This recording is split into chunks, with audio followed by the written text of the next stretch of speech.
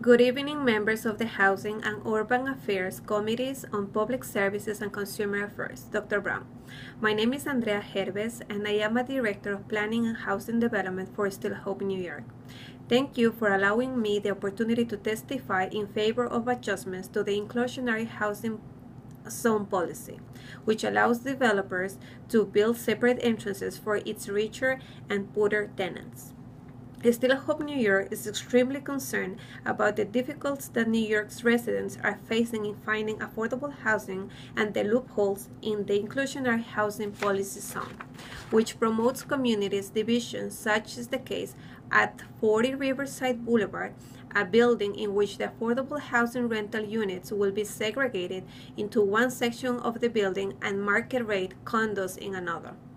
Ordinary folks are forced to choose between keeping the rent paid, getting nutritional food, or paying for health care, which overall pushes the low and middle class to a greater risk of homelessness.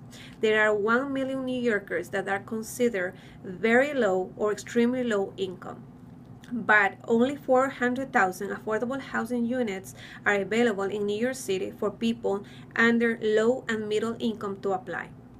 Besides the limited units available, the lucky tenants that have found a place to live need to deal with the unacceptable conditions of the apartments, which are in many cases unhealthy and dangerous. In fact, according to the 1999 Housing Vacancy Survey, 24.3% of renters in New York City pay more than half their incomes in rent. However, developers are creating a poor door for lower income tenants, which is an insult for New York's beliefs in fairness. Furthermore, it is very offensive to develop segregated housing with tax incentives. There are obviously few crucial issues that New York City officials are dealing with.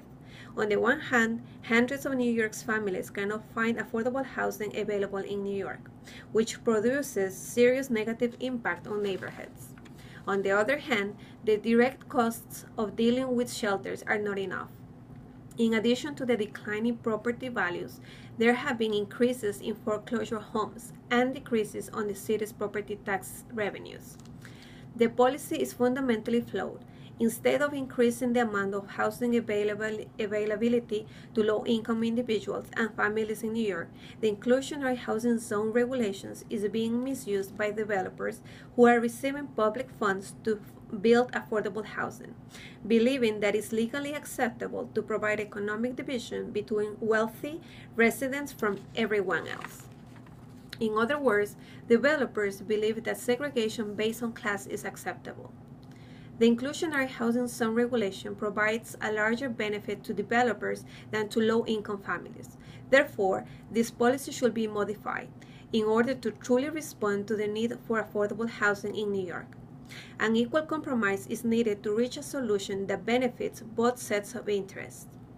I hope your committee will be able to correct this arbitrary oversight. It is essential to work with developers to address affordable housing needs in our city, but must be done in a fair and just manner, whereby communities will not be segregated and discriminated on their neighborhoods. Thank you for your consideration of this extremely important topic. Thank you, Dr. Brown. That's it.